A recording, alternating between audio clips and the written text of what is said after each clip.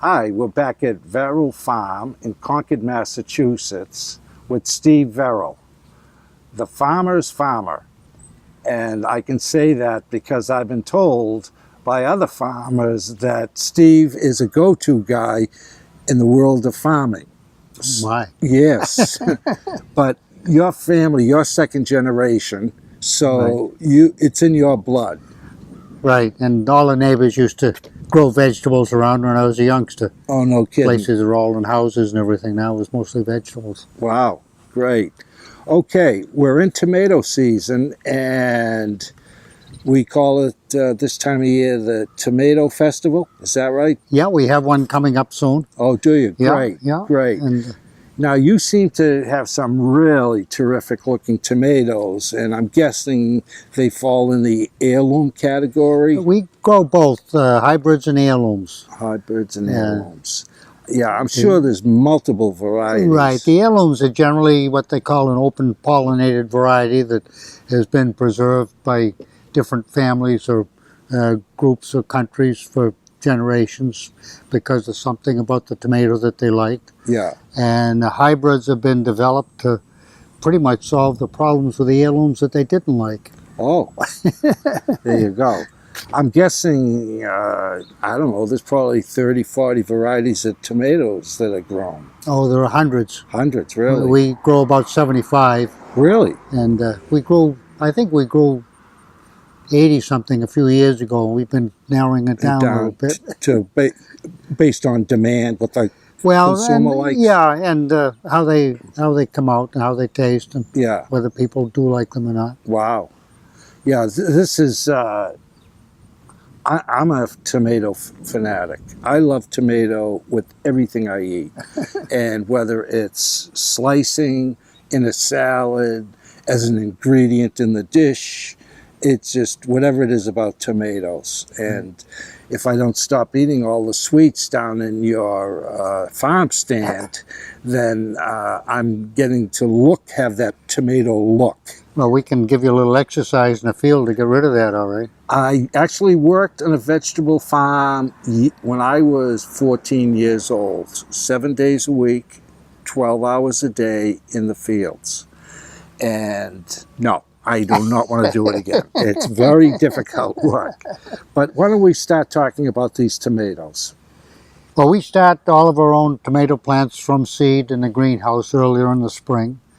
And as I said, we have about 75 varieties. Wow. And we start 3 or 4 different plantings so that we can stagger the peak yield of the different varieties along. And also it's a little insurance against the blight, which always gets us sooner or later, but we'll always have another crop coming along that so we don't have to depend on the first plants to go the whole season.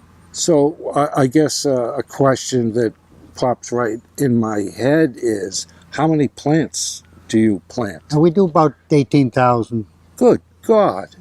Yeah, and they're all trellised with a stake and weave system where we put a 4-foot stake between every second plant and weave the strings in and out horizontally. And as the plants grow, we add more strings about 6 inches apart. Wow. We use 6-foot stakes with the cherries and some of the indeterminate varieties that will climb more. 18,000 plants. Yeah. I love tomatoes, as I just said. I don't know if I could handle 18,000 plants. Well, they're good, and the sun gold, well, the cherries are usually the first ones to come in. Yeah. And this is a sun gold variety. We have others in other colors and things, but what is the profile of this? Is it a sweeter tomato? Generally, the yellower they are, usually the less acid they are. Oh, wow. And the redder they are, the sweeter they are. Mm. Oh, they're sweet and acid, but the yellow ones tend to have less acid. Right. So are these cherry or grape? Is there a difference? These are cherry, yeah. These are the grape tomatoes. They're in another category. They tend to be a little drier, I think, than some of the others. Uh-huh. And similar to it's a small version of a plum, I suppose, in a way. Right, yeah. And the plums are a drier tomato for sauces. Right. These come in different sizes and colors, and it makes a pretty plate if you were to slice them in half. Oh, yeah. Put them on a I'd salad like to plate. take a Go green ahead. one out, if you don't mind. Try that. You get a hold of it? Yeah, so that's actually ripe, Right, yes. even though it's green. Yep. All Yep. right. I'm going to take a bite of this.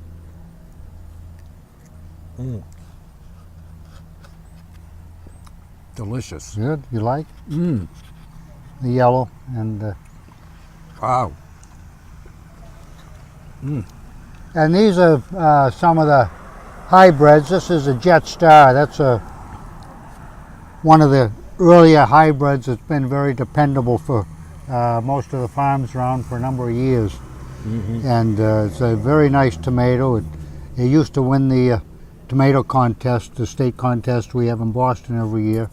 It won that for a number of years, and lately some of the newer ones have been beating it out, as well as some of the heirloom tomatoes. So, in the contest, what are the determining factors? Shape? Shape, not so much, especially with heirlooms. I was the one that pushed getting heirlooms into the contest about 15 years ago, probably 20 years ago, Yeah. because some of the heirlooms aren't too pretty looking, and Right. they might be cracked, and you're not going to get some of the varieties that don't have cracks and deformities. Some of these hybrids have been very popular for a long while, and a lot of them would have been developed to solve some of the problems that we had with the heirlooms. Some of the heirlooms would be cracked, so they'd breed a pretty looking tomato, especially when we got the people buying things in the supermarkets. Probably 60, 70 years ago was the beginning of the fad where everybody wanted something that looked beautiful.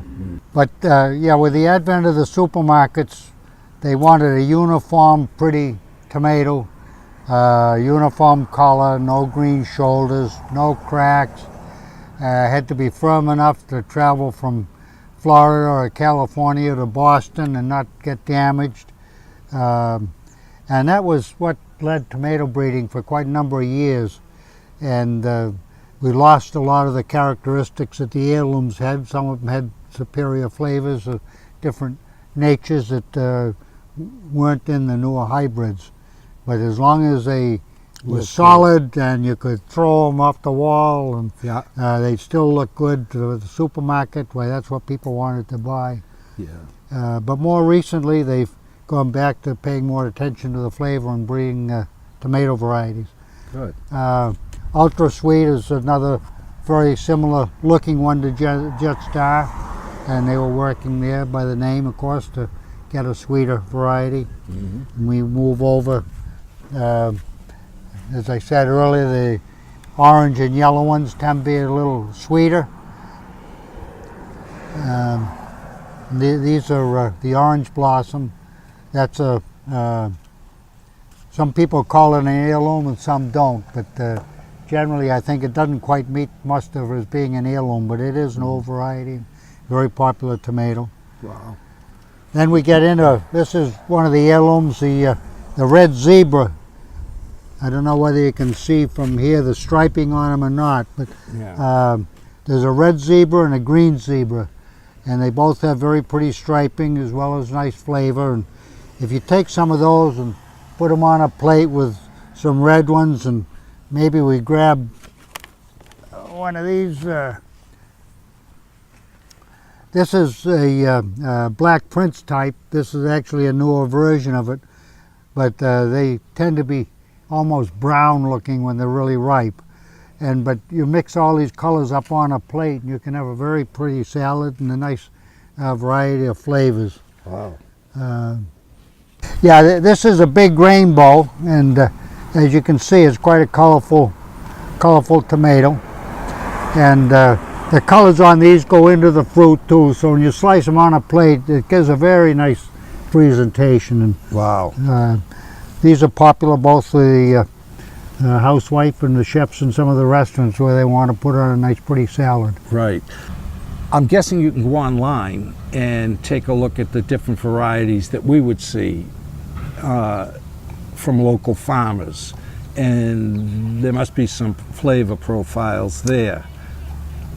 Not in detail. There's a lot of flavor that's very difficult to describe. They don't have quite the vocabulary to go with it like they do with wines. Wines, right. But it's generally a mixture Yeah. of sweet and acid is what they talk about. Sweet and acid. And then the amount of juiciness and yeah. how firm it is if you slice it, you know. Okay. Some you can slice good for a sandwich and some are difficult. Right. So the farmer's farmer just gave you some great tips.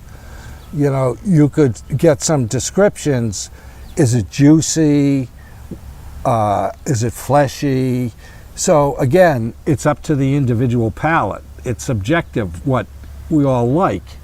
And as Mr. Verrill, Steve Verrill just told you, he plants 70 varieties. 75, yeah. 75 varieties. So you have a pretty broad spectrum. And one other thing, I don't mean to prolong this segment because of timing issues, but the tomato contest is coming up in Boston. It's an annual event that's been going on about 25 years now. Okay. And farmers from all over the state bring in the tomatoes once a year, and they collect a panel of judges that go through and come up with winners in different categories, like the slicer or heirloom, cherries, plum, different categories. Okay. Now, is that open to the public, or is that a closed event for just farmers? No, or- anybody can enter it. Anybody can. But I enter mean, it. could the public win and view the different You can varieties? view, yeah. No, there's not tasting per se, but Okay. you can view. Where is that held? Well, this year it's been at City Hall Plaza, but this year it's going to be in the new farmers market that the new farmers market that's just opened. Oh, wow. And do they have handout sheets on planting? And so if you want to try some growing your own? Yeah, they don't there, no. You can get all that online pretty easily. Okay, great. Well, we want to thank you for viewing, and I'll tell you, Verrill Farm in Concord has been here, oh God, 100 Longer than I have. yeah, good 150 years. Well, the farm's been here for much longer than that, but Oh, Verrill. been our family for almost 100 now. 100 years, and it's just a fabulous facility, and it's really a working farm. There's a horse stables here. I hear the rooster crowing in the background. Yeah, that's Yeah. Jones. Jones, yeah. And so you just have a lot here to offer, and just if you love going to farms and getting back to the good old earth, this is a great place to come.